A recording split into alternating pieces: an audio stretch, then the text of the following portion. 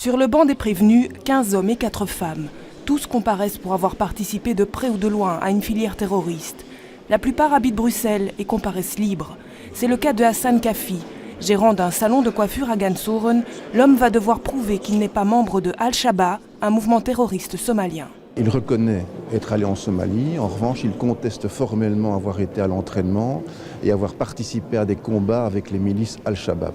Il est revenu, après avoir été dégoûté, il est revenu volontairement en Belgique. Il a payé son ticket d'avion, il a atterri à Zaventem et il a été arrêté par les services de police belges.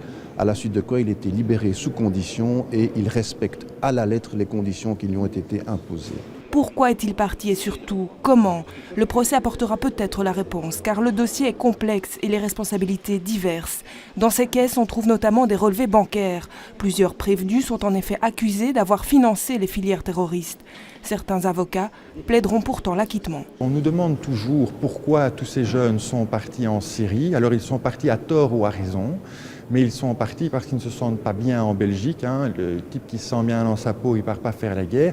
Et ils ne sont pas bien ici dans leur peau car ils ressentent, à tort ou à raison, le 2 poids 2 mesures. Et la première chose qu'on fait, c'est leur appliquer à nouveau le 2 poids 2 mesures pour, j'imagine, dans 1 an ou 2, de nouveau se demander pourquoi tous ces jeunes partent. La prochaine audience au tribunal correctionnel a été fixée au 10 mars prochain.